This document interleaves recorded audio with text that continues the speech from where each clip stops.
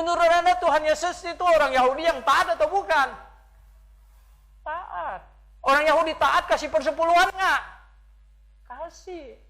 Tidak mungkin tidak. Nah. Orang Kristen yang percaya kepada Tuhan Yesus ini orang yang Yahudi baik-baik bukan? Iya. Kebanyakan mereka. Apalagi Rasul Paulus. Rasul Paulus itu latar belakangnya apa? Farisi dia. Dia jintan, anas, adas manis segala macam kasih persepuluhan. Lalu kenapa Paulus tidak tekankan persepuluhan? Ya orang sudah kasih 100%, 50%. Oh ngapain kamu ngomong? Maka itu yang ditekankan di surat Korintus, sukarela.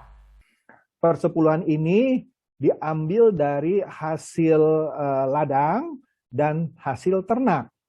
Intinya makanan lah gitu ya. Persepuluhan tidak diatur dalam bentuk uang. Jadi tidak ada tuh misalkan si A gajinya 1 juta, dia kasih 100.000. Bukan seperti itu. Yang ditegaskan atau digariskan oleh hukum Taurat adalah hasil tanah itu pun harus hasil tanah yang dari Israel. Kemudian hasil ternak.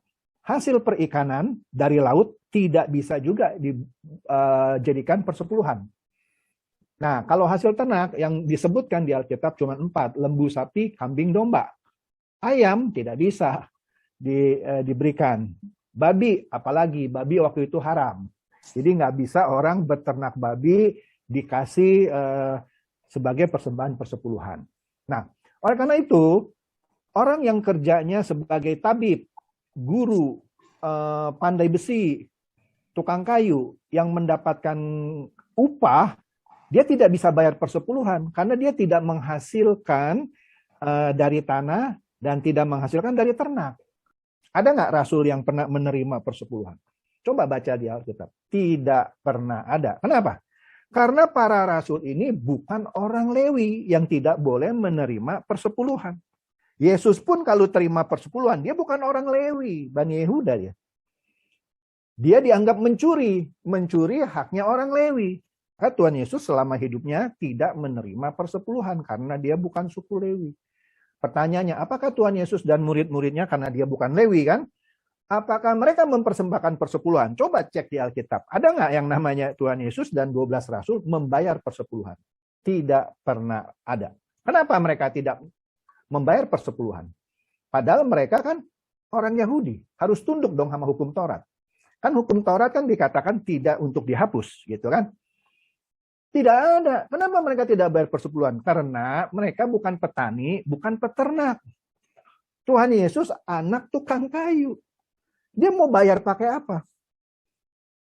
Beberapa muridnya mayoritas nelayan. Nggak boleh kasih ikan. Nggak bisa dia bayar persepuluhan. Oke? Nah, jadi singkat cerita, kekristenan kita, kalau kita lihat dari contoh kehidupan Tuhan Yesus dan 12 rasulnya, tidak pernah mengajarkan persepuluhan. Nah, ayat berikutnya yang cukup sakti digunakan untuk melegitimasi pengajaran perpuluhan ini adalah dari Matius pasal 23 ayat 23. Celakalah kamu, hai ahli Taurat dan orang Farisi, hai kamu orang munafik, sebab persepuluhan dari selasih, adas manis, dan jintan kamu bayar. Tetapi yang terpenting dalam hukum Taurat kamu abaikan, yaitu keadilan, belas kasihan, dan kesetiaan. Yang satu harus dilakukan dan yang lain jangan diabaikan. Teman-teman perhatikan kata ini, yang satu harus dilakukan, yang lain jangan diabaikan.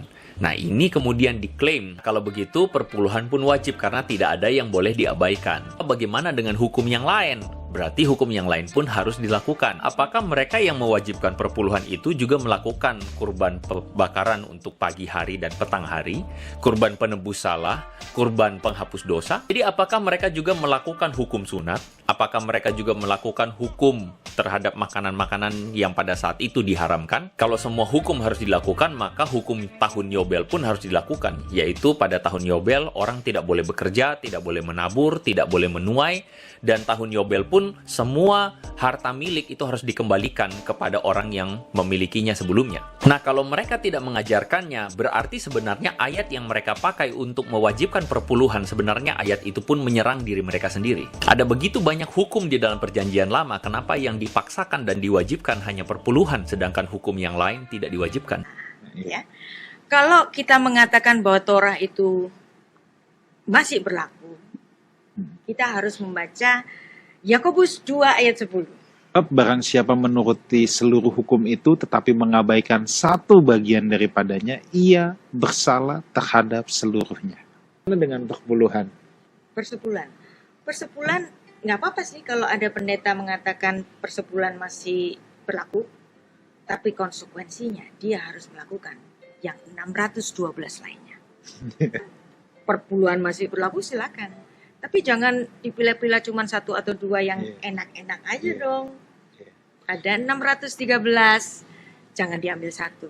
612-nya, Anda juga harus. Kalau Persepuluhan bukan demi menepati hukum Taurat. Iya. Tetapi kita tahu bahwa pelayanan memerlukan biaya. Iya.